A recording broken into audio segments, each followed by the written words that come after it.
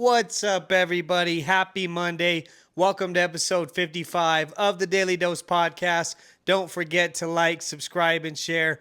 This podcast is sponsored by Complete Solutions, LLC. Tap in with them in Albuquerque and surrounding areas for all your remodel work, commercial work, cleaning services, anything like that. We got you guys covered.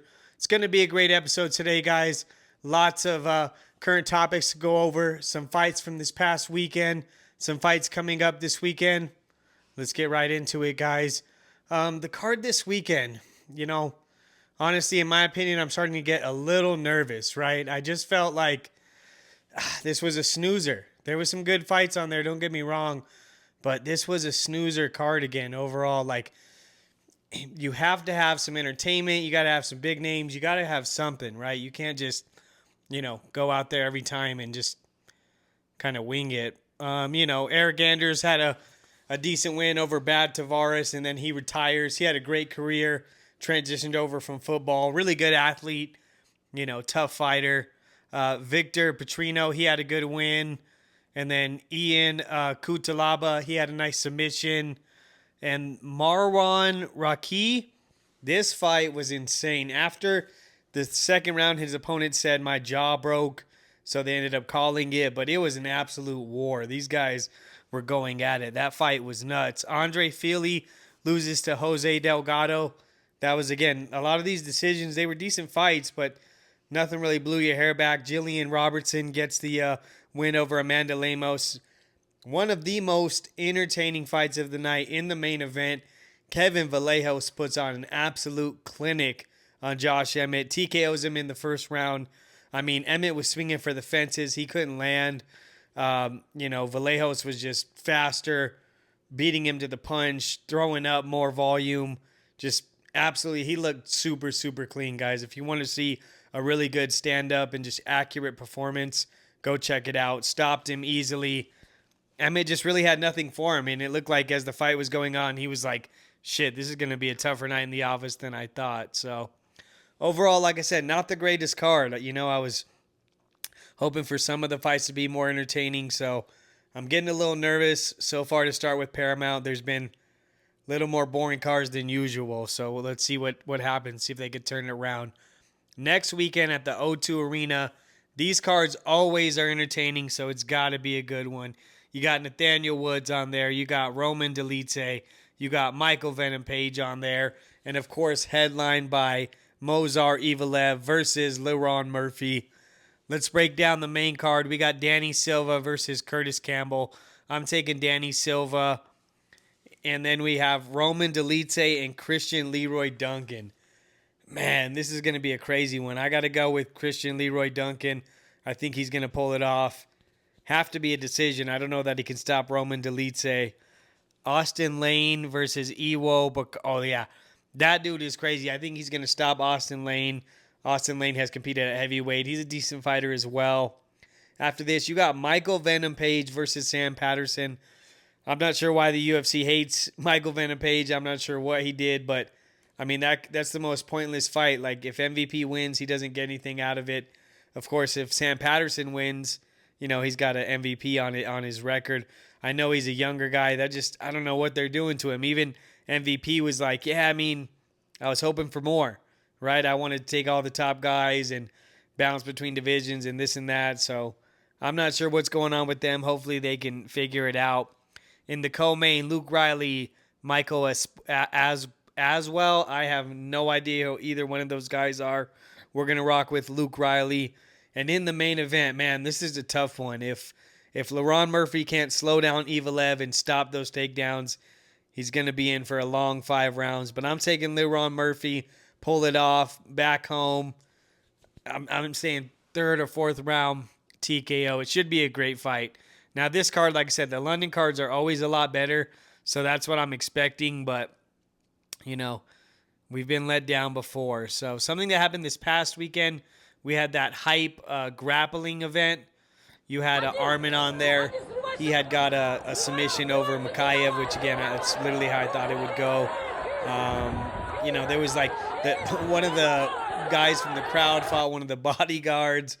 I think Sharav Bullet, he had a win. It was just a crazy event. Again, I don't know what all these events, like, to me, a lot of these, like RAF and hype and stuff, just seem like money laundering schemes, right? There's no way these things are making as much as they're paying all these fighters, but they're entertaining and they're putting on a show. So maybe I'm wrong, but that one was a pretty interesting one. Had a couple crazy events going on.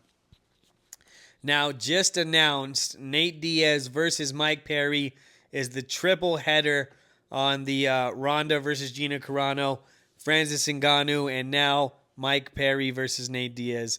This one is interesting. In MMA, man, it could really go either way. If Perry gets tired, I can see the later rounds going more in Nate's favor. Not necessarily a late stoppage, but just putting up volume. But also Perry cracks, and he's a fast starter, and he's going to be, swinging for the fences, whereas Diaz takes a lot of damage. This one could really, really go either way. I'm going to take Mike Perry over Nate Diaz. The really interesting thing about it is with this whole Netflix card, I'm just really curious. These are going to show, if they continue to put on these big MMA fights with, big names and stuff like that, it'll really be interesting, right? Because I've talked about it before, even I think it was last week or the week before. Like, are these boxing events really bringing in way more money, or are they just paying the fighters more? And if Netflix comes in with Jake Paul and throws a couple big events and kind of loses some money and it goes away, okay, then we see the UFC formula is what it is for a reason.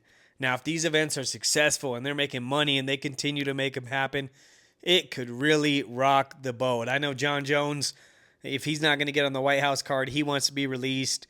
You can guarantee if they actually released him and Francis, you know what I mean? They could put together some of these matchups that we've been wanting to see, and if they actually put the money behind it, it'd be very, very interesting. They start putting on big, entertaining events. The UFC has been a snooze fest as of lately. It'll be interesting. We'll see what happens these next 6 months to a year. Now, Colby Covington versus Dillon Danis has been announced for a grappling match. That is going to be an absolute circus as far as the press conference and everything like that. Like I said, I'm pretty sure I saw overall it wasn't RAF. I think it was hype, but I'm not too sure. If there is a grappling rule set, definitely favors Dillon Danis. If it's straight wrestling, that goes in Colby's favor. But either way, I think overall that is just going to be very, very entertaining. Now, you had this WWE star comes over to BKFC, which is a hell of a transition. That is quite a difference. And he actually came out and got the stoppage. Pretty crazy to see. He looked good. He was swinging big heavyweight, so it's different, in the sense heavyweight guys can put up a lot more power just by swinging. The Albanian Psycho pulled up and crashed. He had a great, great fight. Just something I wanted to mention. You definitely don't see that happen a lot. Now, Claressa Shields recently went viral for saying she could beat Rolly Romero in a fight. I just, again, no disrespect, I think that's very, very unlikely. The reality is, it's not rude, it's not whatever, is that men and women compete at a different level.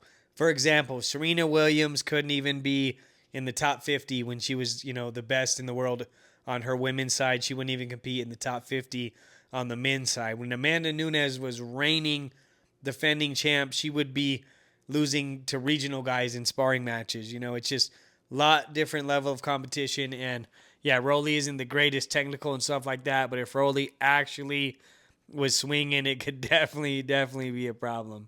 Shout outs to him, though. I saw him go on an interview as well, and he said that, he wouldn't beat Claressa because he doesn't hit women. So shout outs to Rolly for that. But people always take it as like a rude or whatever, it's just the reality. I didn't create it, Boxing fight announced. We got Jerron Boots Ennis versus Xander Zayas is in talks at 154 pounds. Man, I think this could be a banger. I think, Zayas has really matured and grown over the years. Obviously, Boots is wanting to get back in there. That could be a really, really good fight. I would lean more towards Ennis, but I think that would be super entertaining. Now, Blueface fought over the brand risk event, Aiden Ross. He did lose the fight. But you know what? Shout outs to him. He's obnoxious. He acts crazy and stuff. But he did. Let's check it out.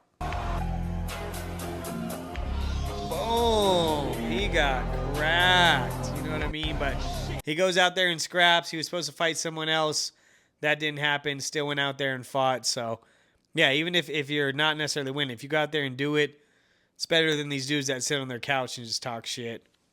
It was funny because Chad Johnson was on his podcast, and he said that he would definitely box Blueface, and he thinks he would put the paws on him. So let's see what happens. Ochocinco, he's super athletic, but he's funny. He still thinks he can, compete at the highest level. And, I mean, he could probably do pretty well as far as maybe football or something like that, but definitely an interesting one. Now, allegedly, Logan Paul agrees to box Le'Veon Bell, and then shortly after, supposedly, the WWE calls it off. I don't know, man. He was sure barking and chirping, and then for it to just fall off like that, it's like, come on, buddy. But I'm not necessarily surprised. Real quick, guys, before we keep going, if you like this podcast, don't forget to like, subscribe, and share. Send it to a friend. Throw it up on your social media. Tag us, and we'll repost it. Really appreciate all the support. If you do know a business or someone who wants to sponsor the Daily Dose Podcast, email me at theonlydailydosepodcast@gmail.com. We'll get things going. Let's get back into it, guys. Boss Man D-Lo. I don't know how this exactly happened. I just saw the clip of it. But these frat guys somehow saw Boss Man D-Lo, and they were going out onto the water. And next thing you know, he's in their boat cruising with them. I mean, it was just like, hell yeah. That's how it should be if you're a celebrity, right? If you're someone in a position where all you got to do is hop on someone's boat and you could make their whole day and shake up the internet. It was really funny to see. But yeah, shout outs to him. Now, check this out. This is crazy. I'm trying to find it exactly. I know I had a thing on it, but this cartel boss that's been wanted for like 20 years, I think he's like a European mob boss, was actually spotted at these fights in Dubai. Everybody just briefly kind of saw him. It started flying around on the internet. That's crazy. I mean, that's super ballsy. If you're, wanted, you're a top 20 guy as far as on the wanted list, you probably want to lay low. You know what I mean? But yeah, some guys, get to a point probably at that long, they either don't care, or if they get caught, you know what I mean? It's not the end of the world. But yeah, I know I would definitely be laying low. Now, Kevin Hart wax figure. This was absolutely hilarious. Kevin Hart sees this wax figure. He's like, I don't know what I did to these people. I don't know why they hate me so much. But check this out. This place made a wax figure. Like, what is that, bro? It's just, oh my God. I'm surprised this dude isn't getting cooked. I mean, Kevin Hart and people are, but I'm surprised more people aren't like, bro, who the hell is that? I mean, that does not look like Kevin Hart in any way, shape, or form besides it's a short black dude. I mean, that could not be more off. Jake Paul links up with Donald Trump. I mean, no matter what, love or hate the kid, look at these events he's putting on, the places he's in, the rooms he's in, the accomplishments, his friggin' compound out in Georgia. Like I said, there's a certain point in time where someone reaches success and you have to respect it, or you're just a hater and you're probably broke and you're probably never going to get to anywhere. You got to give credit where credit's due, and he's killing it, man. It's absolutely crazy to see. This hustle cartel guy, I do not get it. Guys, in this day and age, anything can be fact-checked on the internet. Anything. Look at this. What the got on today? Oh, I forgot my my God. name. Look at my This chain. dude That's what the you did. How much these claims he spent $8,500 on these custom Rick Owens. They don't have any orange Rick Owens, my boy. It's just like, come on, somebody please tell me that all that jewelry is painted glass. I mean, again, it just, the internet will do their research. You guys got to be way more on top of your game than that. Now, something I just seen, man, this is crazy. Again, people are like, you're always just hating and this and that. Kodak Black recently had a show out in Texas, and look at him on stage. Hours for bro to come out and does this.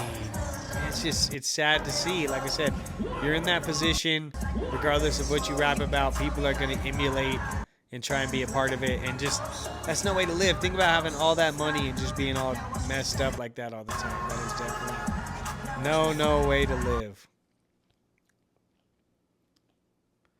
Now, something else here. Oh, Fredro, look at this. This dude, Fredro Bang. Let's see what he's talking about. I'm like, everybody cousins always. Boy. So that's what I'm saying. It's It's that like real it's small, cousins, you know or what I'm it's just like No, we blood related. But everybody like that. It don't really matter. You don't see how weird that is to hear kind of that situation. Our way different. You know what I'm saying? We fuck cousins, kill cousins, all type of shit. Oh, excuse me, buddy. I don't know what he's talking about. I guess that's a down south thing, but that is an absolute no-go for me, buddy.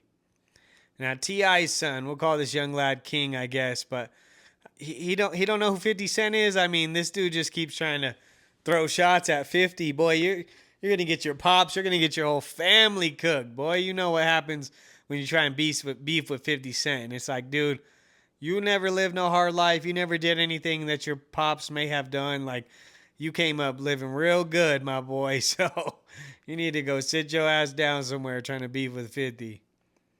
Now, Boosie explains Pooh Shiesty's body comments. Pooh Shiesty recently came out and said on Instagram caption, he said he might be the only rapper with more bodies than him. And Boosie immediately comes I be having my party. All the hoes, you know, them the bodies he was talking about, my nigga. Hell yeah, he's like, yeah, no, he talking about with the women at my parties. A lot of you guys don't realize Boosie was on death row. Boosie did 8 years. He is not trying to get himself in any type of mess, bro. That was too damn funny. Now check this out, guys. If my wedding ain't like this, I don't want it.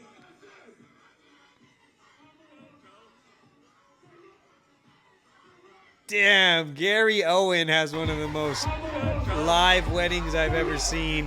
Bun B, everybody rocking. That is absolutely nuts. Yeah, if my wedding ain't like that, I wouldn't even want it. That is so dope to see. Shout out to him. People are going to hate. You know, he's not perfect. He's went through some trials and tribulations, but that's definitely dope to see. Shout outs, Glen Big Baby Davis, finally released from prison for all those NBA scams. He only did like 18 months or something. Not too crazy. Back out. We'll see what he's talking about, see what he's going to be doing. Now, Claressa, besides being on the interview recently, saying she could piece up Rolly, also this other guy comes out and says, check this out. See, I've been trying. Yeah, I picked out all that furniture in the house. The pool in the back. I can tell you how the whole crib look. Been all through the crib. She done been in my crib. She done been in my crib butt ass naked. This dude is claiming. Yeah, ask me, Nene, she just told you on the phone. Yeah, I came out the bathroom with the towel around me. All that. She was already on the phone before I even talked to you. He told me that, man, boy, just play, man, just dumb that shit down. That's why I said my dog pay. Damn, this dude is saying that, on Christmas that Claressa Shields cheated on Pat Poose with him. That would be absolutely nuts. I mean, all the drama. That was dope when Pat Poose and Remy used to be together. They went through all their stuff. Now he's with Claressa. It's all just a big mess. Hopefully that's not true, because I know he's been, pretty happy and whatnot. Now, crime of the week. This was absolutely nuts. This 66-year-old legend, this surfer, was found killed in Costa Rica.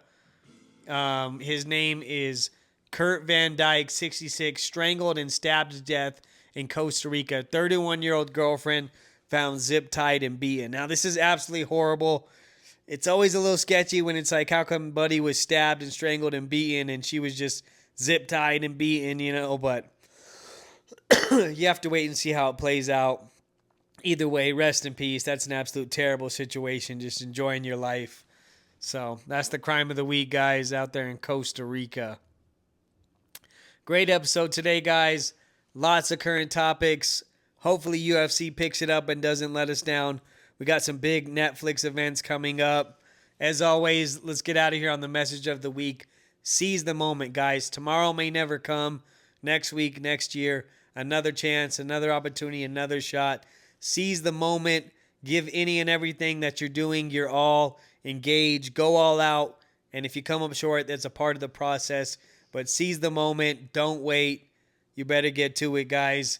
That's a wrap. Episode 55 of the Daily Dose podcast. Don't forget to like, subscribe, and share, guys. Keep running the channel up. We'll see you next week.